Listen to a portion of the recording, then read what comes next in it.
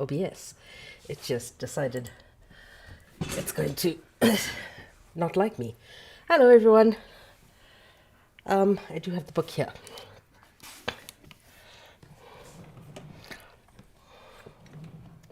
Abortion bans violate the... Yes.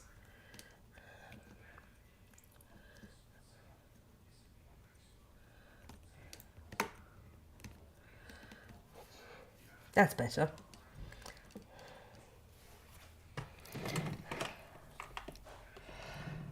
So somebody's comment was filtered.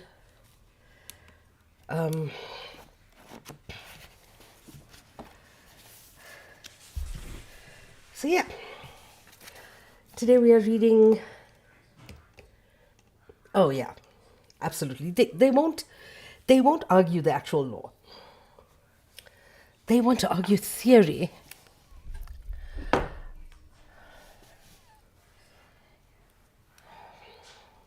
Avi? Dear? Can you please make me a cup of tea? Can you please make me a cup of tea? Eventually, okay. Hi everyone. Welcome. It is Thursday. I had a nap on the couch after dinner and I completely just zoned out. So yeah, very unprepared today. But hi. Ah, nice. And as always, we are on Twitch, YouTube, TikTok, and of course, Discord, where it all started. So, we are reading Hot Feminist, Modern Feminist with Style Without Judgment by Vernon. And obviously we have our goal as well, our little tip goal thingy bob. If you want to, please, if you are able to, if you can support me through the pay links in my link tree. So we get to chapter 1. We started with the introduction last week. And she goes into the pyramid of ultimate and enduring hotness. It is not that much of a pyramid. It's more like a just in random places. The pyramid of ultimate and enduring hotness includes physical allure, in possession of sexy accents. In this, she includes French, Lancasterian, and Scottish. Likes sport, but is never boring about it. Has a capacity for unknowable naughtiness that somehow never quite slips into the toxic arena of self-destructive hedonism. Hi, guilty.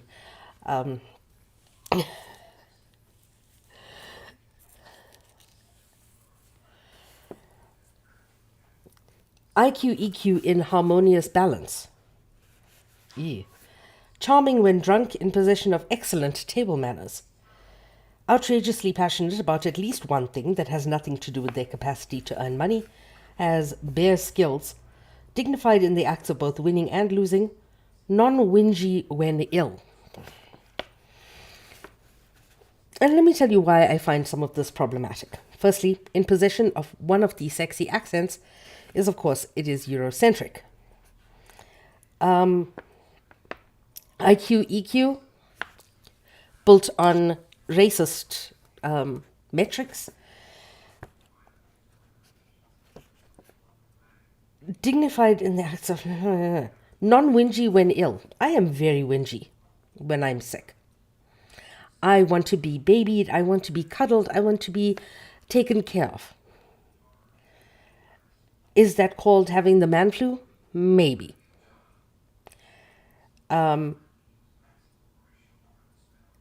Is it needy? Maybe. Is it a problem? I'll leave that up to you to decide. Unknowable naughtiness that somehow never quite slips into the toxic arena of self-destructive hedonism. It completely ignores, thank you, It completely ignores the fact that trauma exists.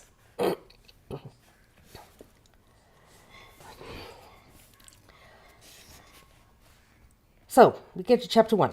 Feminist fatigue, fit shame, and FOGIW. No.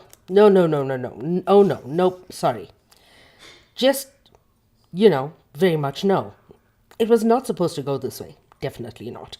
I mean, I don't know much. I don't. I'm a journalist by trade, which means my core skill set goes 1. Charming, slaggy secrets from the psyches of debauched celebrities. Check. 2. Rustling up a sketchy half-baked opinion on 12 on any given news event. Check. And 3. Microsoft Word. Check. But that's it. I can't even do shorthand. I can. All I have to bring to this particular party is some decades of hard toil at the coalface of being alive and also a woman, which, now I come to think about it, is a qualification enough, which is why I'm confident when I say this. The footnote here is... Thank you. Sorry deployed here in very much the passive-aggressive unsorry sense of the word, a semantic idiosyncrasy of which I disapprove of wholeheartedly, unless apparently it's me dishing out the not sorry sorries, in which case it's fine. Feminism's gone a bit weird. Way lost. Point diverted. Endgame diffused to the point of being extremely confusing. Vibe corrupted and mutated into something joyless and dour and tail-chasey and nowhere going. Argument disrupted. End result counterproductive. Why do I think this is? How do I know? I know because of Liv. Liv works in the offices of Grazia, the glossy woman's mag, where I base activities twice a week, which is fun.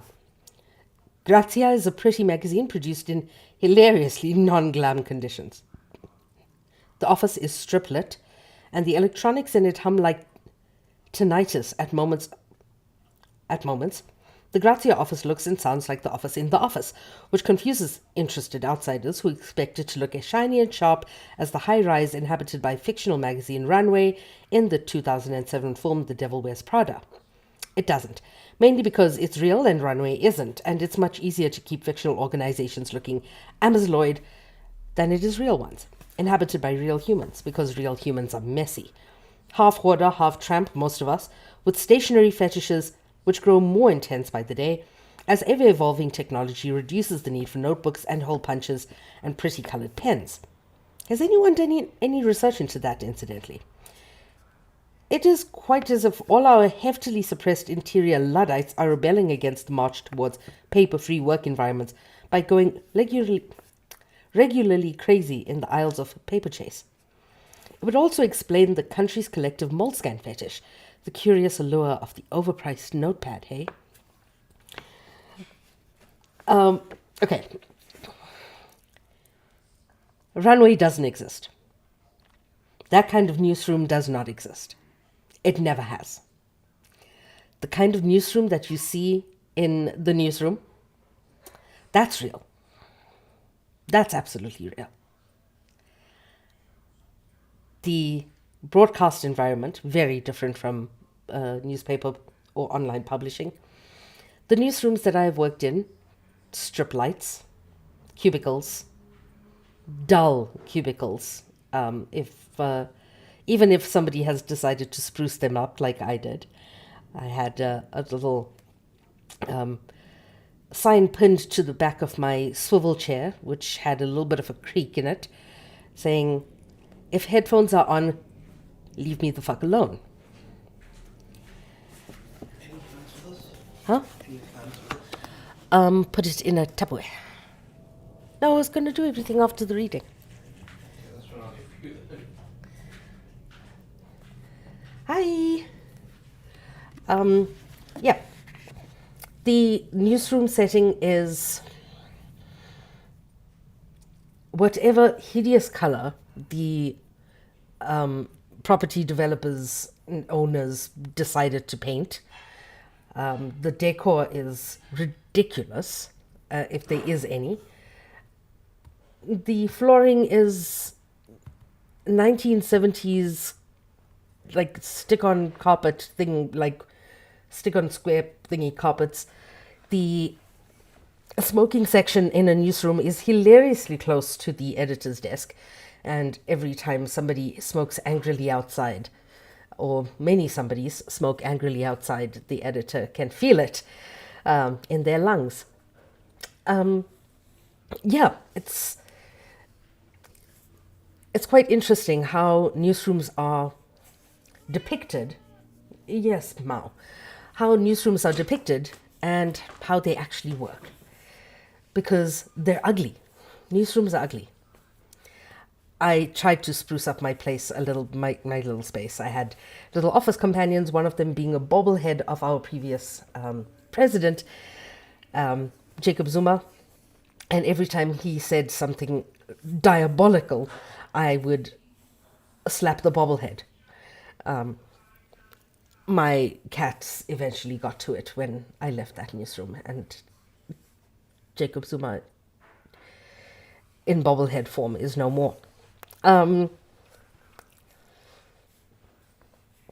People put up pictures of their loved ones and like tiny little photocopies of their first byline in the newspaper, especially if they were interns. But by and large, they're unglamorous places. And it's hard to think like this is where people's opinions are based in. This is the place where people get their information. These places where if you're a little too close to deadline and have way too many things to do, you are yelling at somebody to leave you the fuck alone, or you've got your headphones on and just typing away. And the only thing that in any way, shape, or form resembles Andy's glamorous life in The Devil Wears Prada is the obsession with pretty colored pens, because we have refused to move forward from the paper-based industry into a space where we're just everything is digital, because we like new notebooks, we like pens. I like, whenever I interview somebody, I still make notes, physical notes. When I'm on TikTok lives, like when people like Covey and watch my legs are speaking, I take notes, because they're saying things that I want to keep.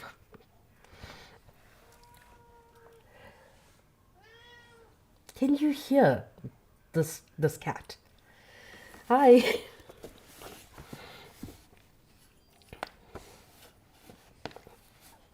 The only thing, thank you. The only thing that I would say is the same, is that sense of, you agree with him, Canary. I don't, at least someone agrees with you.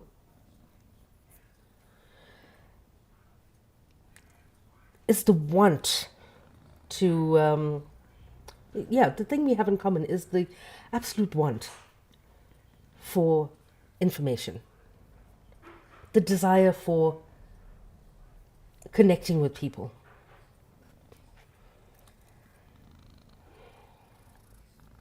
And now he's purring away because I'm scratching his chin. On the plus side, Grazia smells of Tom Ford Black Orchid perfume and rice cakes, and it runs on flat whites and hot gossip, and you only have to walk into it and inhale deeply like 3 times to acquire decent knowledge of the only incoming fashion trends that you need to bother yourself with. It's good value in that respect.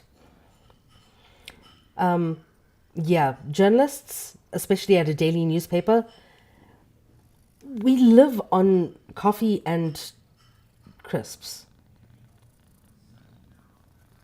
That's what we live on. And cigarettes, of course. Liv sits behind me, or I sit behind Liv, depending on your perspective. Given that this is my book, my perspective wins. Liv would probably argue that point. Anyway, Liv is excellent. She is 26 and blonde with emo undertones and sexy and fun. She spends most of her life attempting to navigate the treacherous waters of romance in the age of Tinder, which she refuses to use. Problem is, everyone else does, she says. I calculate she spends 2/3 of her day on Facebook and Twitter, and that she checks in with her iPhone on a 12-minute basis. All this, and a full-time job. How the young can multitask. What? Feline?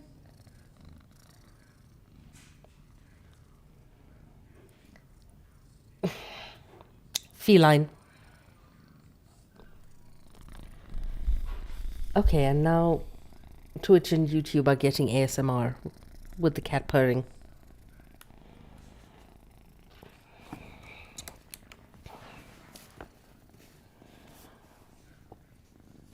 She is loud and proud and verbal and entitled, accomplished, determined, force to be reckoned with. But Liv does not call herself a feminist. Increasingly, she shuns what she sees as the feminist movement. I'm so bored of it, she says. I'm sick of the word feminist. I'm tired of people saying this is sexist and misogynistic, and if you're not a feminist, you give blowjobs or wear the wrong kind of, I don't know, tights, and having an opinion regarding the trajectory of Kim Kardashian's bottom is tantamount to betrayal of your vagina. I'm bored of reading the word and hearing the word. I'm bored of every second blogger predicting every third post on some perceived slight on her right to wear crop tops, or the right to slate other women for wearing crop tops, or her right to slate other women for wearing crop tops when they shouldn't be wearing crop tops, because crop tops are also sexist. And I'm bored.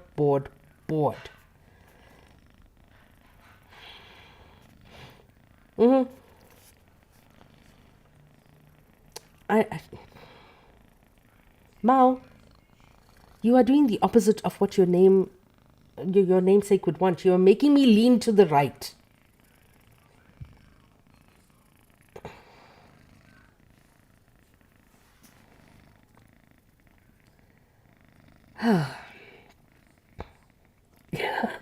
Right? Liv has feminist fatigue, and I know a lot of people who do. Her primary experience of the modern face of feminism comes via the social networks, predominantly Twitter, where unnuanced black and white opinions and notions of goodies and baddies and heroes and villains have gained enormous traction on account of Twitter's 140-character count, not really allowing for anything more complicated. Twitter's version of feminism is, by necessity, simplistic, shouty, riled and riling, constructed for maximum impact, and deeply aggro. Twitter feminism is more concerned with amassing favorites and retweets than it is moving the argument forward or making constructive change, or making chicks feel better about themselves. The ultimate consequence of which is Liv does not feel better about herself. Liv feels slapped down, suppressed, excluded, and overexposed. Bored by it. Textbook feminist fatigue. Hi, Chef. B has feminist fatigue too. She's 38 and a mate of a mate. She asks me why I call myself a feminist over casual Christmas cocktails, and I asked her why she didn't.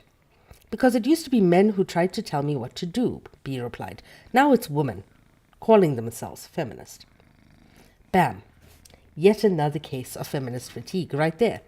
Michelle, meanwhile, doesn't have feminist fatigue. Like Liv, Michelle is a writer. Like Liv, she's 26, tall and willowy and lovely, thoughtful and circumspect, almost to the point of being earnest. Unlike Liv and B, Michelle does call herself a feminist.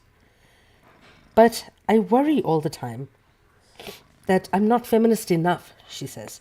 I worry that I'm doing it wrong, getting it wrong. I worry that I'm constantly on the verge of saying the wrong thing, or tweeting the wrong thing, or retweeting the wrong thing, or tweeting the right thing in the wrong way, because what if everyone misunderstands and hates me? I feel like there are certain women who know what it means to be feminist, who know the rules and the form, and there are certain women who don't, who didn't get the memo. And I should know, but I don't, and it's too late to ask, and they'd laugh at me if I did. Michelle has FOGIW, fear of getting it wrong. A social anxiety which is nanoseconds away from inheriting FOMO's, the fear of missing out's, crown as the most prevalent communal social anxiety of our time. where FOMO propagates the idea that everyone you know is 100% having a better time than you, hanging out with cooler crowds, wearing better clothes at better clubs, drinking better coffee and watching better TV dramas. The fear of getting it wrong proliaxes us with the uncertainty or the certainty that we're wrong and bad and stupid, that our instincts and ideas, thoughts and convictions, politics and passions are without merit, or the wrong end of the sticky or simplistic or derivative, that we certainly can't risk sharing or airing them because we'll be exposed as utter fools or charlatans or bad people. It's what the internet has done to us. Every time I move my head, this cat moves. Okay, I guess it's the Chairman Meow show right now.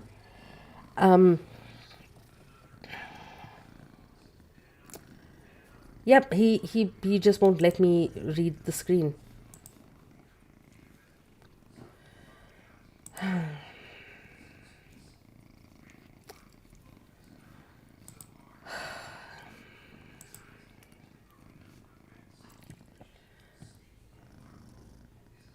I don't know.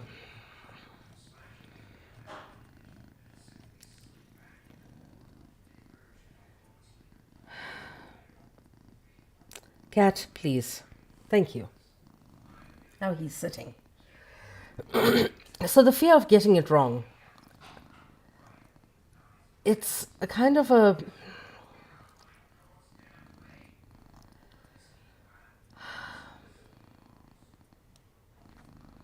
It's an internet phenomenon that everybody is constantly watching what you're doing in your leftism, in your politics, in your beliefs, and how you are going to handle that politics on a day-to-day basis by what you say, making sure that everything is perfect, that you have this kind of the leftist police watching. And a lot of us do have the fear of getting it wrong, because the leftist police are watching, but the police are not leftist because the tone police are also fucking ACAB. I have the fear of getting it wrong. We kind of over police ourselves when we have this fear of getting it wrong. We have a sense of, what if I say the wrong thing? Or say it with the wrong tone? And not many people... Oh, definitely.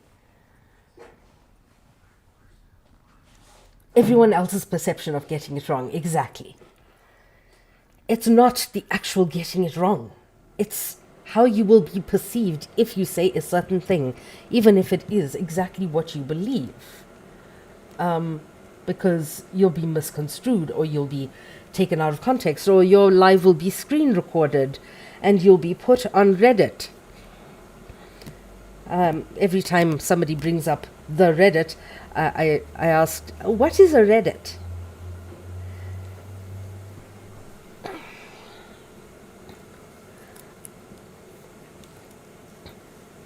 We don't have to worry about flock cameras when we are the ones surveilling each other. That is... Yes.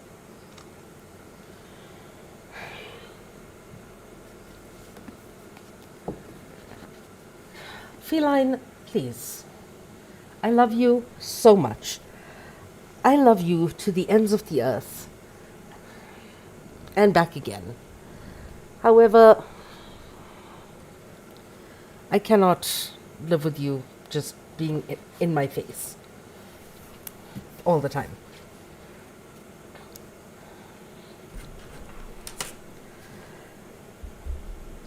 There's...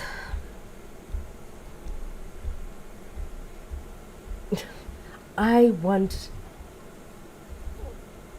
Justin in my face, not Cat.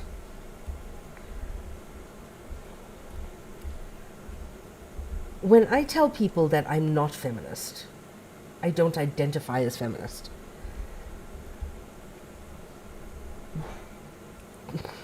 they have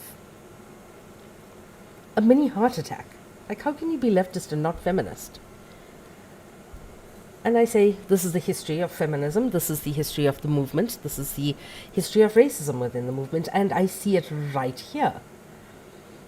When people are scared of doing the work, when people are scared of how people will react to them doing the work, exactly, it is because of the lack of intersectionality. And that is the whiteness that is peeking out very, very loudly in this book right here. Because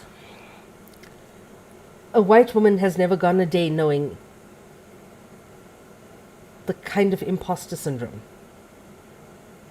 that is imposed on people of color. Doesn't mean that she doesn't feel imposter syndrome. Thank you, my lovey. Good night. Sweet dreams. See, the fridge needs a little extra push to close. Okay. I don't know, something is Push away to or- close. Jurassic Park. Oh, are you doing anything tomorrow night? Not that I'm aware of. I assume the family may be up to something. Okay, I might be going out with Dory. Sweet dreams. Thank you for my tea. Love you. When we have this fear of getting it wrong, it is part of that imposter syndrome. It's also part of the left being the tone police. It is part of how we expect perfection of one another in leftist spaces because our leftism has to be absolutely perfect in order to be correct. I don't understand it.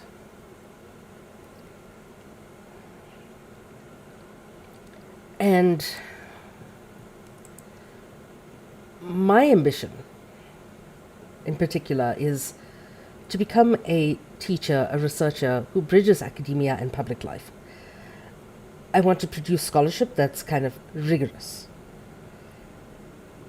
I need to record this because this will be good for my application. But I want it to be accessible, decolonial, informed by a deep sense of compassion, but also critical analysis that is generating knowledge that equips people to change the societies in which they live in. You cannot look at a society and say, this is a society that doesn't need fixing, let's move on to the next one.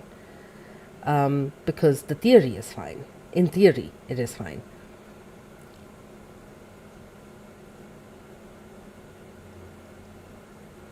I've always had a recurring pattern where one question leads to another.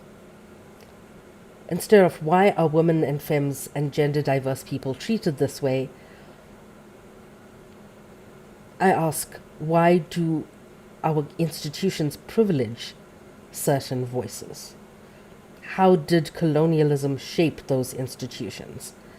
How does,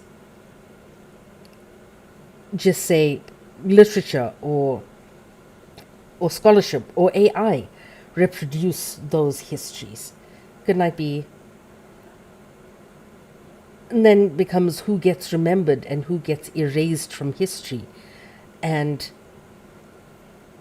that is far more distinctive and driven by intellectual curiosity than by just raising a single issue of why are women, femmes, and gender diverse people treated this way.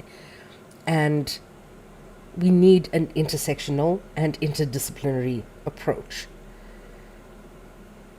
And the common thread amongst all of this is not the label, but the action. Sorry, my cat has completely thrown my attention. Out the window. Then there's my friend Fran, who is beautiful, really. The first time I met her, I thought she was Keira Knightley, but ashamed about it because she thinks that it means she has less integrity. That I'm playing up to the patriarchy, and I don't know what an easy ride I get in life because people constantly do me favors and I don't realize it because I'm so accustomed to it, and I need to constantly check my privilege, ensure that I'm not trading on my looks to prove myself beyond it. I had to get her drunk before she said any of this, by the way. The following day, she denied all of it on the basis that she's not all that. Fran thinks that the natural configuration of her head makes her less of a feminist. She attempts to hide her charms with big, thick jumpers and never wearing any makeup, though they're luminous enough to work their way through these impediments, much to her chagrin. You've got fit shame, I tell Fran when she's still drunk. You're ashamed because you're fit. Then my friend E, who tells me she experiences feminist guilt every time she looks at a bikini wax because I'm taking my beauty cues straight from porn. Hannah, who is bisexual, says she struggles whenever I find myself leeching over images of models in magazines because how can I be enjoying the blatant sexual objectification of my own gender? Other E, who curses her own lack of height because it means she has a minor crisis every time she hoists herself up into a pair of high heels. But if I don't, my legs look like little trotty stubs, and then I hate myself for worrying that my legs look like little trotty stubs. Joe worries about ordering salad because feminists don't eat salad. Feminists eat anything they want. Ang, who worries because I just really want to be fancied. Kelly, who says I don't know how to sort out my car, but I'd always rather just pay a man to do it because I like watching while they do. Does that make me unfeminist or a feminist sleaze?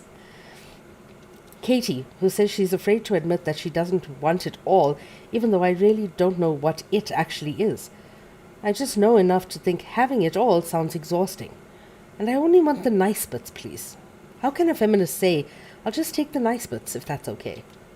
Having exhausted all my flesh friends and colleagues for their feminist concerns, I turn to Twitter and its simplistic, shouty glory to see how it's feeling. Has it got feminist fatigue, FOGIW, fit shame? I've got a lot of followers. I mean, I'm not Obama, Kendall, Jenner, Bieber quantities, but I think I deserve them. But I have no idea why or what to do with them. I do periodically think about asking them for a small amount of money just to see.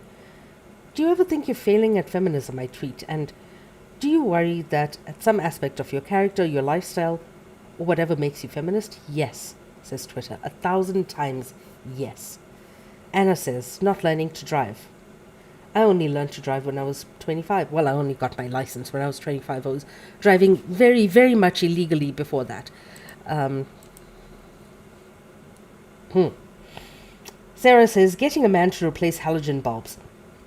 Though I'd get a bulb-changing woman in if I could find one. That in itself is a thing. If you could find one. Using Mrs. Husband's surname, worrying about my weight. Amelia says, feeling safer with my husband, finding short men unappealing. Helen says, not going out with mascara on. Kira says, maintaining an interest in Kim Kardashian. Footnote. Oh, how that woman recurs when discussing the condition of modern feminism, or indeed modern anything at all. Elsie says, paying someone minimum wage to do my pedi, allowing men to carry my suitcases upstairs. Joe says, stopping my career to care for my daughters. Therefore, worrying I am fulfilling the stereotype for them. Danny says, lying by omission about being feminist when I'm on dates. Helen says, wanting to be fancied by my boyfriend. Changing clothes because I think he'll like them more. M says, not being able to swap contacts when I get a new iPhone. Asking a man to do it. Paulie says, letting my boyfriend deal with joint finances, even though I earn more. Sarah says, being good in bed. I suspect she was joking, but still. Sex. The battle feminism's probably destined to lose. And so on and bloody on.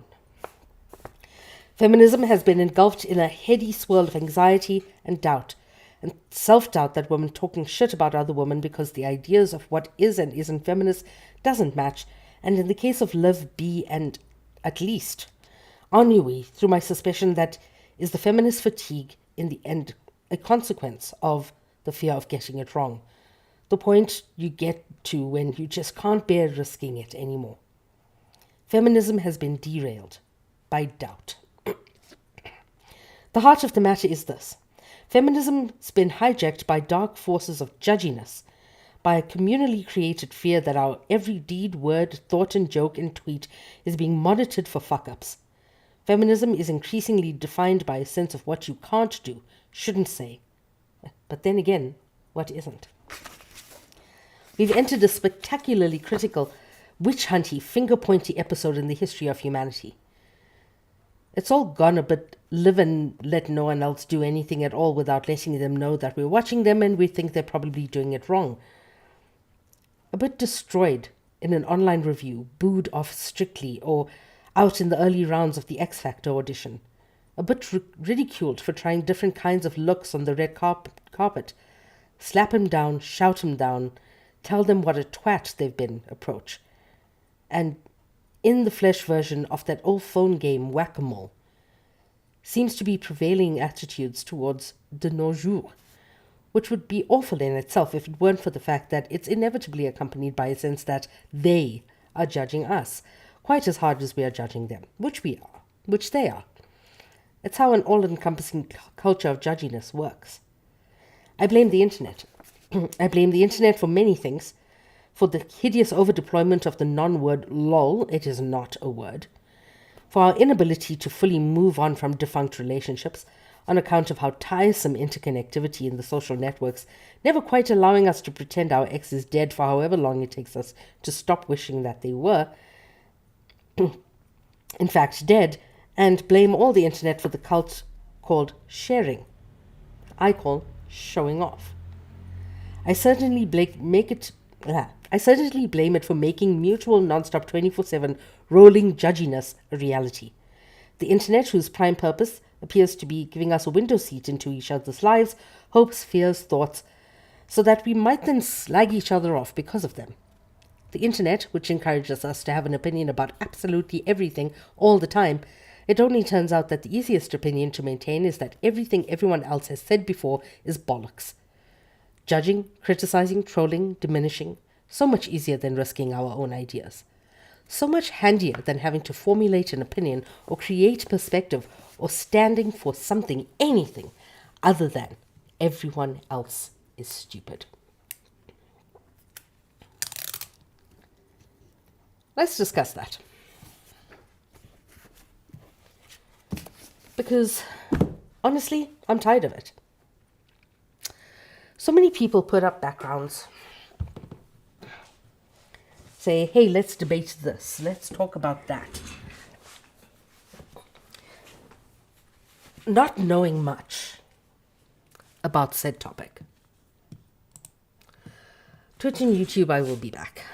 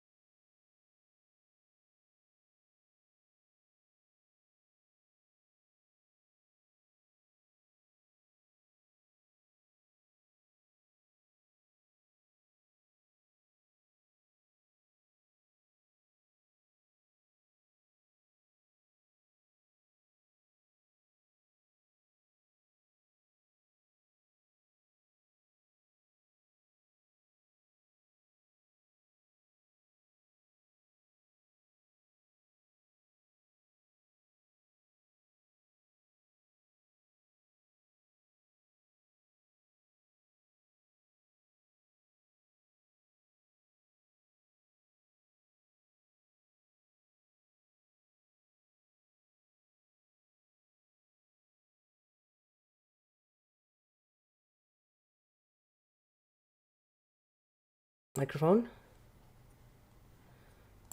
Back. Yeah.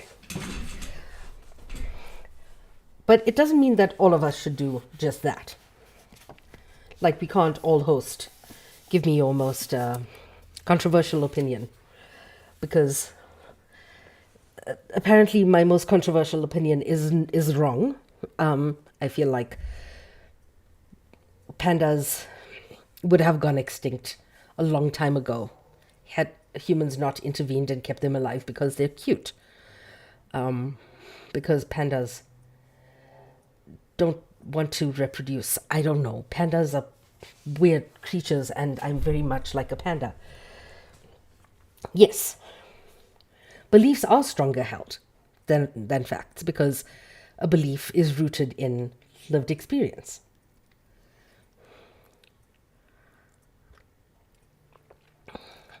Something being repeated to them at the pulpit.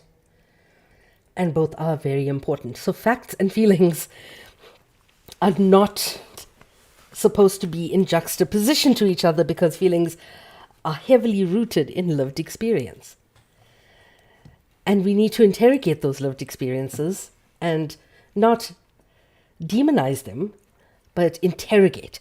And like, why do you believe that? What are the experiences that you have had that lead you to believe this?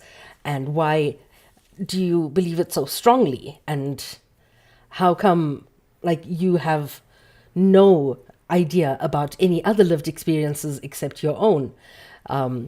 What has led you to this point? Like, humans are diabolical, but also fascinating, beautiful creatures. I love people. But we're constantly judging each other. We're constantly saying, your leftism is wrong. And the whole leftist infighting thing, yes, it can be really fucking funny. But why is it that we are so ready to have our pet ops on panels, yet one person on the left who did something wrong one time is ostracized forever?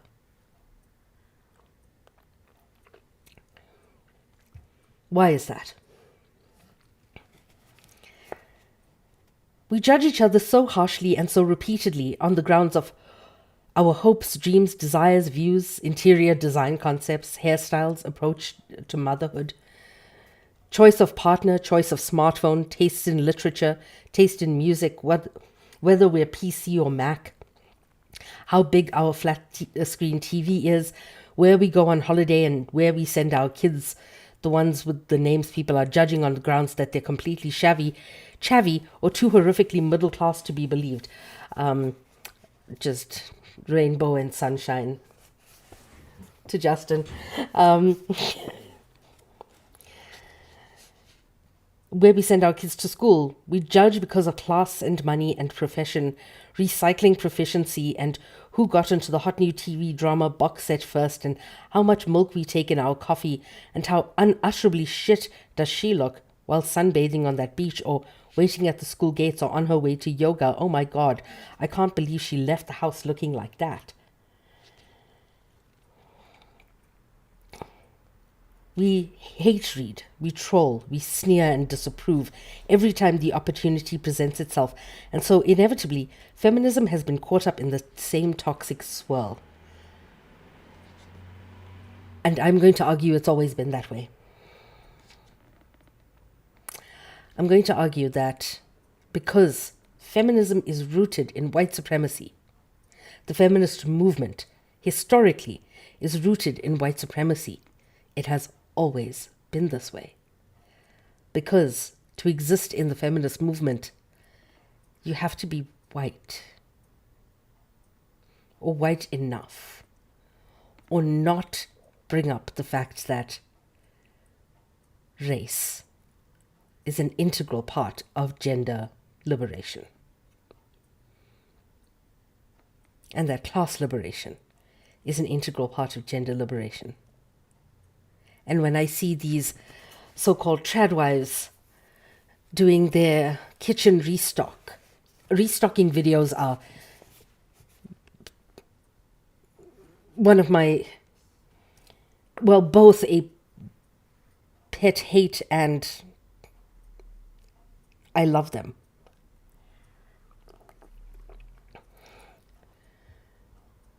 These tradwives doing these restock videos and join me on a walk while stuffing their Stanley Cup full of accessories. No. Your average tradwife gets up at 4 a.m, not to run or to knead dough for whatever, yeah, not the Stanley Cup, or whatever like snack their kids want, to make things from scratch, but to feed a family of 17.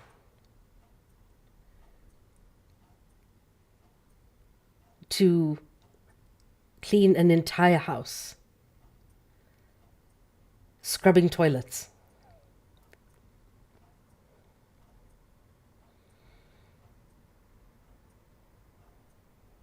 having to have a side hustle just to bring a little bit of extra income to the house. Not because they like it. That is the tradwife. Somebody who was married into a family to be a servant. That's a tradwife. And feminism looks at TikTok tradwives and says, obviously, she 100% has the right to live a life like that if she wants it. And that's because they're looking at it only, ever, through a middle-class white lens.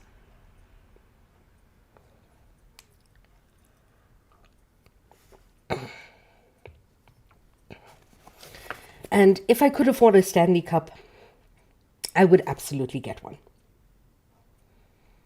It's just not high on my priority list.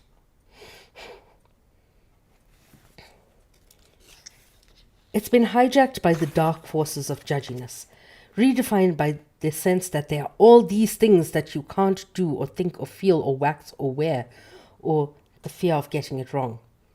That long, long, ever-lengthening list of no, oh my God, that's so bad, no, she didn't, which we're constantly compiling and revising by the medium of our collective growing anxieties that distribute over the social networks. A rolling ticker tape of updated, stop right there, Missy, you just fucked up. So that we've arrived at a point where it feels like every last one of us is monitoring every other last one of us for mistakes, which is a terrifying, exhausting, and unhelpful way to live. What I would like to propose is an end to all judgment right here, right now. Let's call today Non-Judgment Day. The dawning of a new era of accepting that not everyone feels the same way you do about stuff, and that's fine. Yes, I would absolutely get myself a Stanley Cup if I could afford it. However, I cannot afford it, and a Stanley Cup is not a priority. Because I used my sister's, and thank you, I went 6 hours. 6 hours to a conference before I opened it up to have my coffee. And it was still piping hot. Thank you, Alyssa.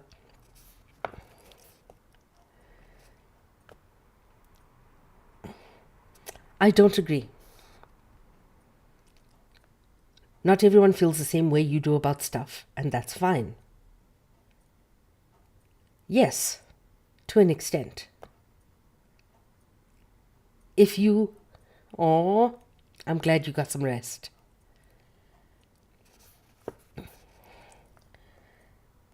If you're feeling a different way about somebody is rooted in somebody else's oppression, it is not fine.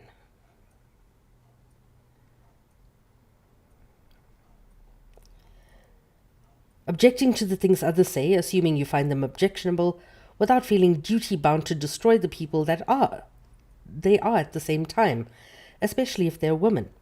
There's enough women destroying going on already without us pitching in. And stop judging yourselves because you're women, which means self-judgment is a profoundly unfeminist act. As for self-judgment on the grounds that you might not be being adequately feminist, that's just bonkers.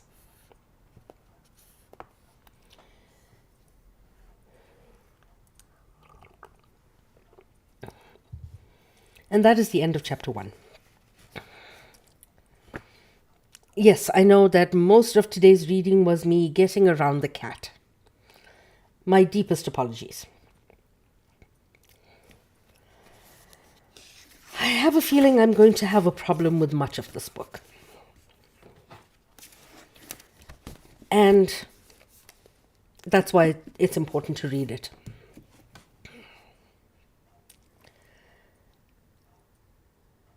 Because when we have a problem with something, we need to interrogate the problem.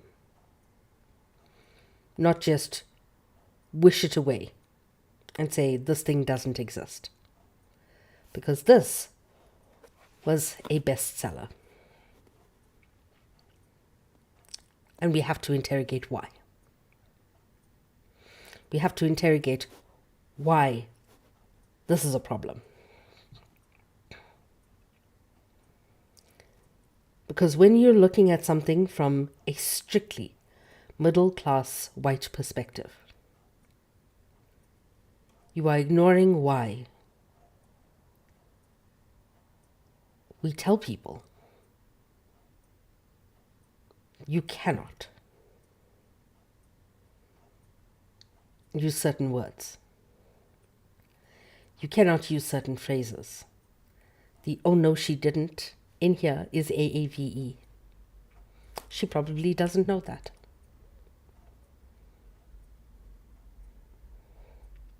I had to have a discussion with a friend today, explaining to him why using an ableist term was wrong. Because he's never looked beyond the reality of himself being able-bodied and using it in the context that he's only ever used it.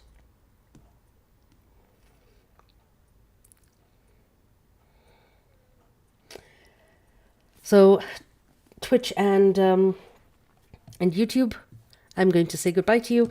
If you want to join the Discord and be part of the community, all the links are in the link tree.